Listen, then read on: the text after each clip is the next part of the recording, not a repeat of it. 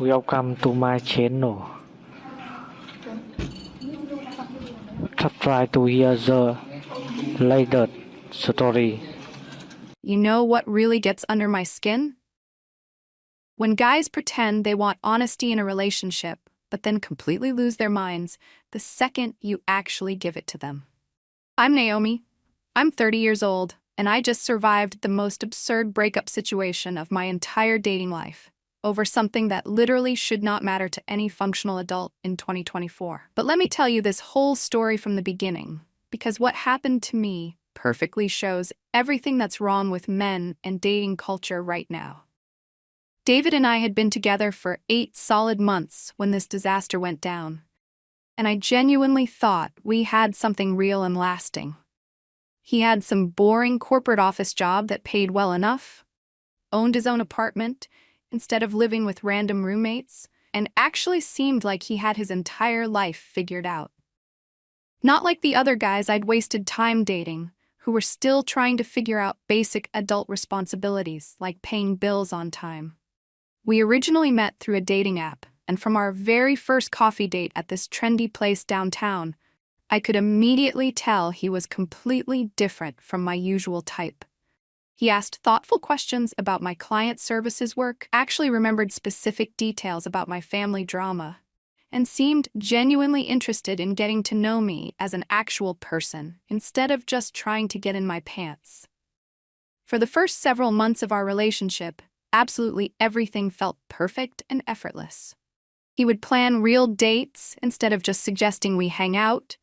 He always split restaurant bills fairly without being weird about money, and he never played those stupid psychological games where you deliberately wait days to respond to texts.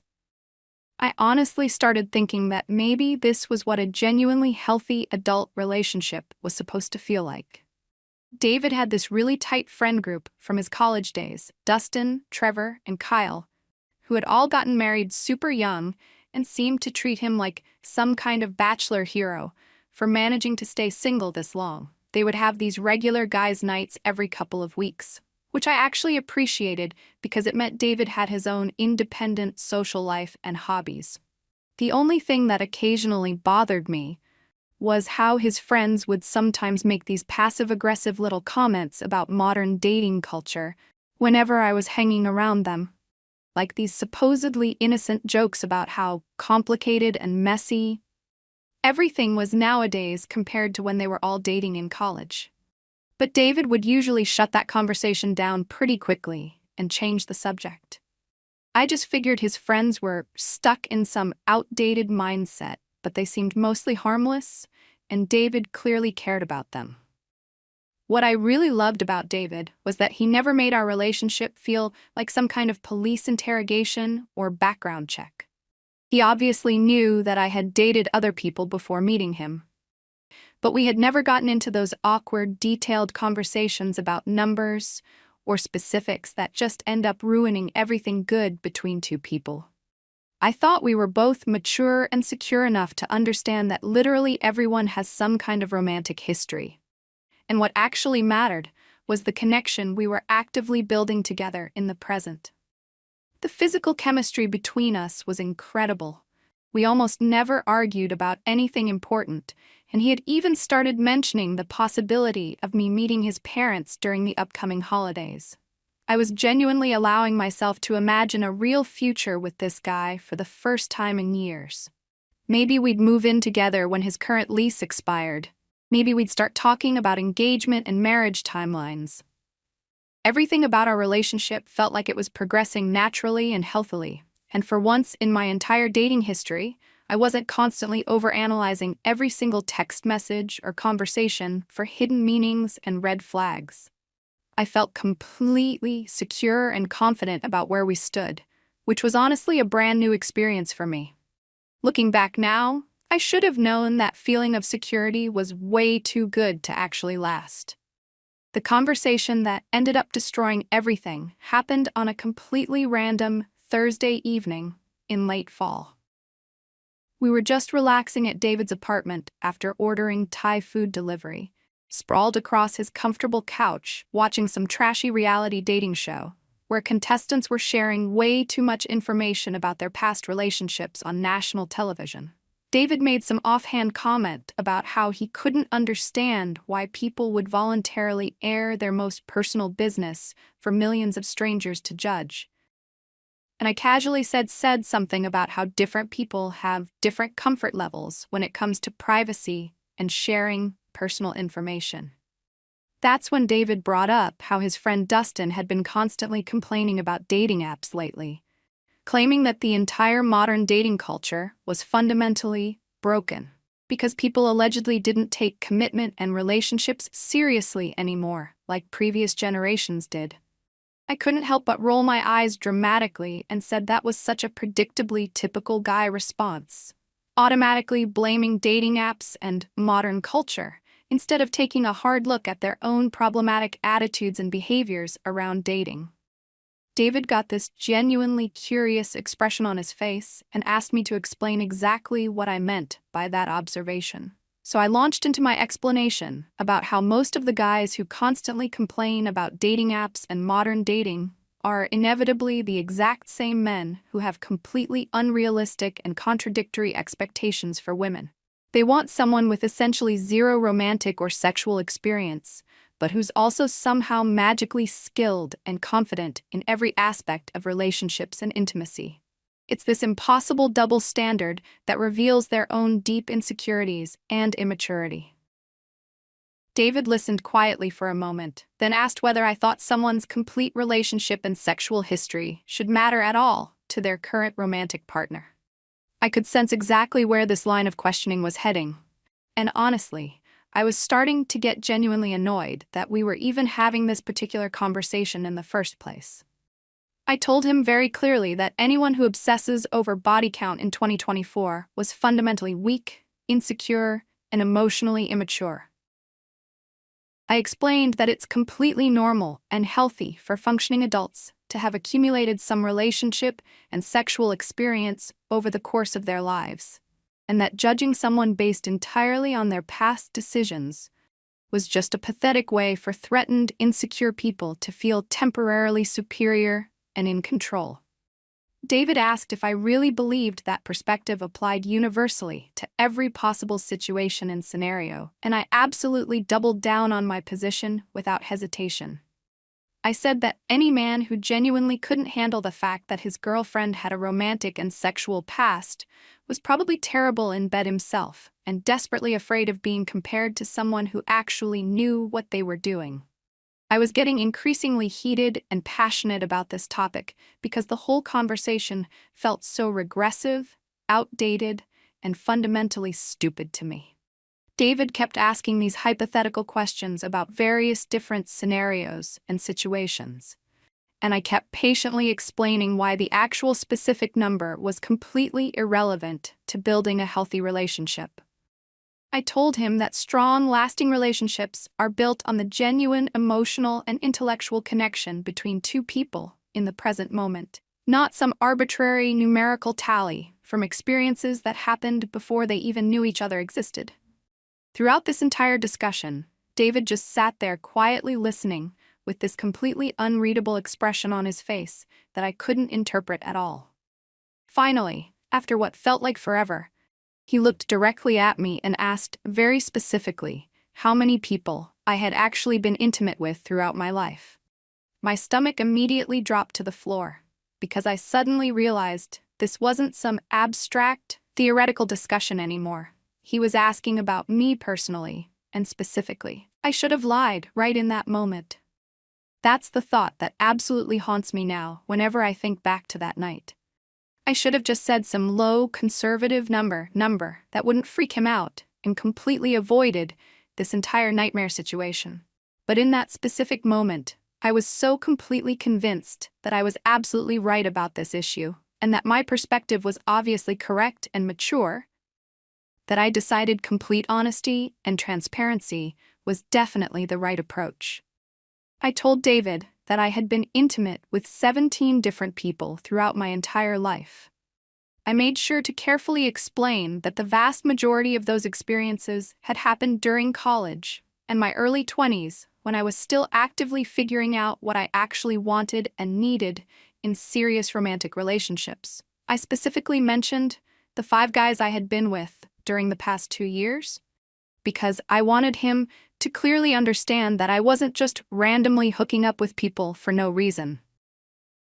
I had been actively and intentionally looking for something serious and long-term. It just hadn't worked out with those particular individuals for various compatibility reasons. I told him detailed stories about how dating several different types of men with different personalities and backgrounds had taught me valuable lessons about what I absolutely did not want in a life partner, which made me appreciate and recognize what David and I had built together even more deeply. I explained how each of those past relationships had been a genuine learning experience that helped me develop better judgment and recognize real compatibility and emotional connection when I actually found it. Throughout my entire explanation, David just sat there nodding slowly and thoughtfully. But I could definitely see something subtle, but significant shifting in his facial expression and body language. When I finally finished explaining everything in detail, he was completely silent for what felt like an absolutely eternal amount of time. Then he said very quietly that he needed some time and space to process and think through everything I had just shared with him. Not necessarily about our relationship specifically, but just to work through his own emotional reactions to this new information. I told him I completely understood that it might be initially surprising to hear specific details and numbers, but that none of this information changed anything fundamental about us as a couple or how I felt about him personally and our future together. He said he knew that intellectually and logically, but that he needed some space to handle and process it on an emotional level. I suggested we just completely drop this subject and go back to watching our show and enjoying our evening together, but the entire atmosphere and energy in the room had shifted dramatically. David seemed distant, distracted, and lost in his own thoughts for the rest of the evening. And when I spent the night at his place, like usual, he barely touched me at all, which was completely unlike his normal behavior. The next morning, during breakfast, he was polite and civil, but clearly somewhere else mentally and emotionally. I asked him directly if everything was okay between us, and he said he just needed a day or two to think everything through properly. I left his apartment feeling anxious and unsettled, but still genuinely convinced that once he had time to process it rationally and logically, he would realize that none of this information actually mattered or changed anything about who I was as a person. I texted him that afternoon, saying I loved him and hoped he understood how much our relationship and our future together meant to me. He responded with just, "Thanks, love you too," which felt weird and impersonal because he usually wrote these longer, more thoughtful and detailed messages. But I figured he was just working through his feelings and would come around once he remembered that I was still the exact same person I had always been. 3 entire days passed without David calling, texting, or reaching out to me in any way whatsoever. At first, I genuinely tried to respect the space and time he had specifically asked for, but by the 3rd day, I was starting to seriously panic about what was happening to our relationship. This complete radio silence and communication blackout wasn't like David's normal behavior at all. Usually, even during extremely busy work weeks or stressful periods, we would text back and forth throughout the day about random stuff, sharing funny memes, or complaining about our respective jobs and annoying coworkers. This deliberate and total silence felt calculated, intentional, and honestly cruel. I finally broke down and called him on Saturday morning, and when he actually answered the phone, he sounded like a completely different person than the man I had been dating for 8 months. His voice was cold, formal, and distant. He said he had been thinking constantly about our conversation all week long, and that he needed even more time to figure out how he actually felt about everything I had told him. I asked if we could please meet in person and talk face to face, because this felt like something we should work through together as a committed couple. But he said he wasn't ready for that kind of intense conversation yet. That's when I started getting really angry and frustrated, because this entire situation felt like I was being punished and rejected for choosing honesty and transparency over deception and lies. I reminded him that he was the one who had directly asked me about my past in the first place, and that I could have very easily lied or given him some made-up number, but chose to trust him with the complete truth instead. He said he genuinely appreciated my honesty and transparency, but that didn't make the information any easier for him to handle and process emotionally. I asked him what exactly he was handling and processing, since literally nothing about me as a person, my character, or my feelings for him had actually changed from Tuesday night to Wednesday morning. He couldn't give me any kind of real, substantive answer to that question, which made me even more frustrated and angry with this entire ridiculous situation.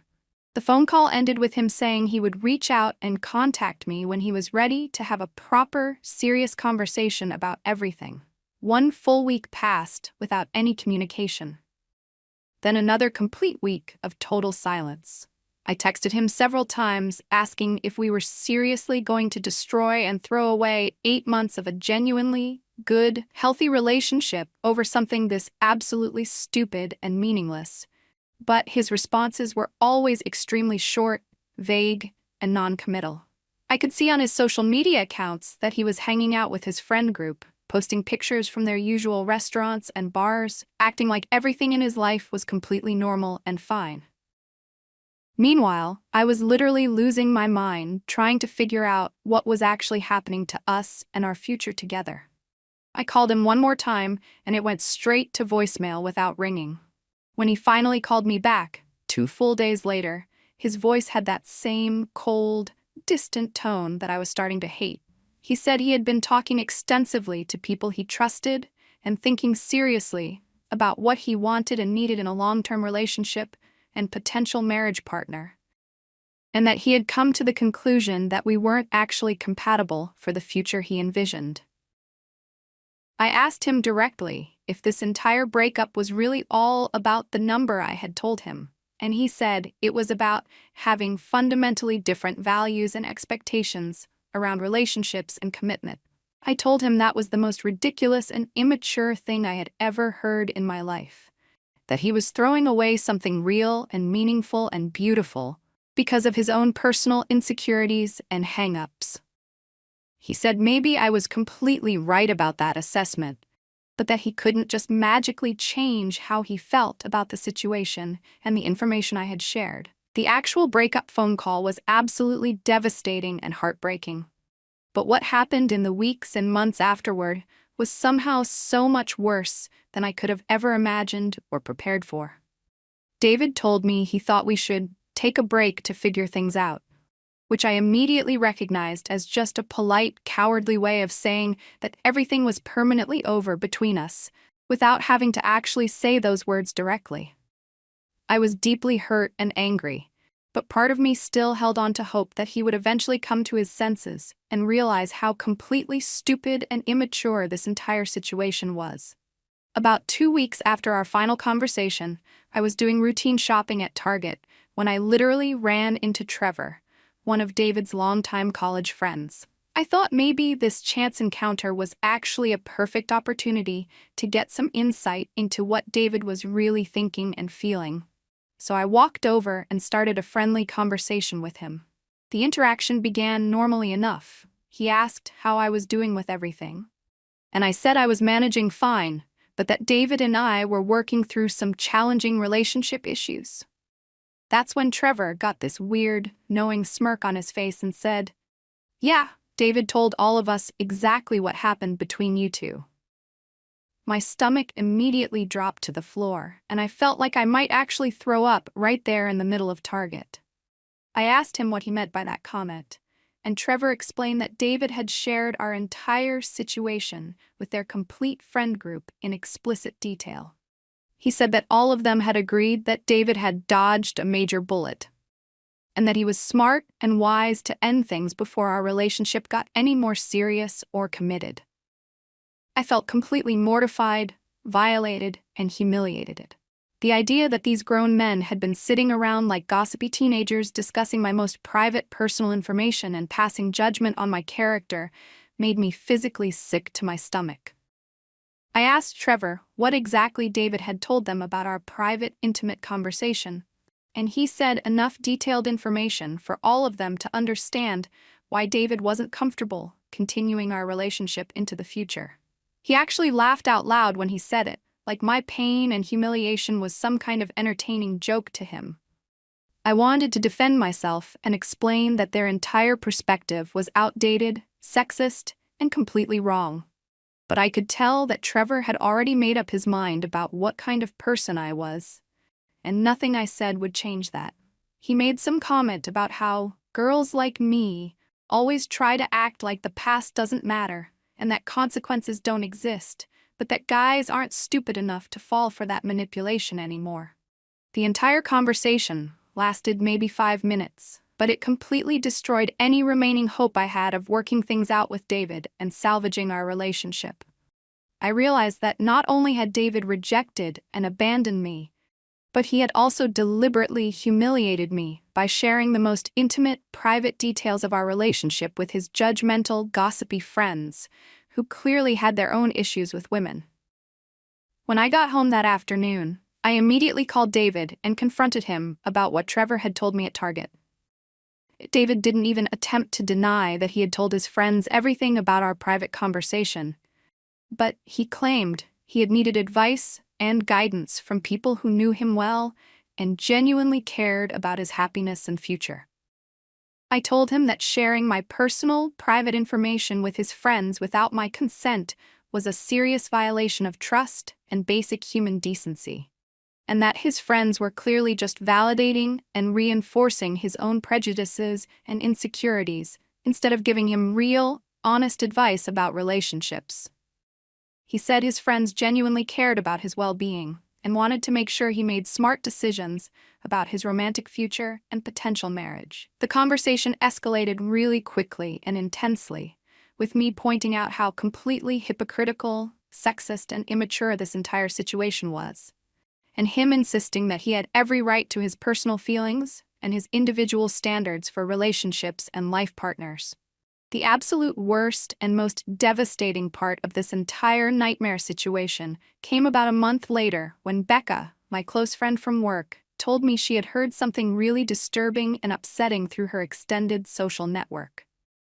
Apparently, Trevor's girlfriend knew someone who had gone to college with me, and the story of my high body count had somehow made its way through multiple interconnected social circles throughout the entire city. People were actually talking about it like it was entertaining gossip and entertainment, and many of the details had gotten completely twisted, exaggerated, and distorted along the way, like a game of telephone. I discovered that David's friends had been telling people that I had bragged about sleeping with tons of different guys, and that I had tried to make David feel guilty and insecure for caring about my promiscuous past. Absolutely none of that was even remotely true or accurate, but once malicious rumors start spreading through social networks, the actual truth becomes completely irrelevant and meaningless. I felt violated, betrayed, and humiliated in a way I had never experienced before in my entire life. The thought that strangers around the city were discussing my most private information and judging my character based on lies and distortions made me feel sick every single day. I tried reaching out to David one final time to ask him to please set the record straight with his friends about what had actually happened between us and what I had actually said, but he claimed he couldn't control what other people chose to talk about, and that maybe I should have considered potential consequences before being so cavalier about sharing my relationship history. That conversation made me realize that David was never actually the mature, decent person I had thought he was all along. He was just another weak, insecure, emotionally stunted man who couldn't handle dating an actual adult woman with real-life experience and a normal romantic history. I started actively telling people my side of the story, explaining how I had been punished and rejected for choosing honesty over deception, and how David had violated my privacy and trust by sharing personal details with his gossipy, judgmental friends. But the damage to my reputation was already done and continuing to spread throughout various social circles. I found out through mutual acquaintances that David had already started dating someone new. A 24-year-old who worked at his company in some entry-level position. According to people who knew them both, she was described as sweet and inexperienced, which made me want to throw up every time I heard those words. The whole situation just perfectly confirmed everything I had originally said about insecure men who obsess over body count and sexual history.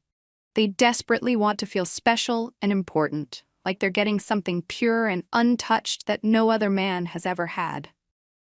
It's honestly pathetic and reveals their own deep-seated insecurities about their own sexual performance and adequacy. I'm doing perfectly fine now, for the record. I've been dating other men who are more mature and secure, and I've learned to be more strategic and careful about what personal information I choose to share and when I decide to share it. David and his judgmental, gossipy friends can keep their precious, innocent girlfriends, who probably lie about their pasts anyway, to avoid this exact situation. I know exactly what I bring to a relationship, and I'm absolutely not going to apologize for my past decisions or pretend to be someone I'm not, just to make insecure, emotionally stunted men feel better about themselves and their own inadequacies. If anything, this whole ridiculous, dramatic experience taught me to spot these specific red flags much earlier in relationships and to avoid men who have completely outdated sexist ideas about women and modern dating culture.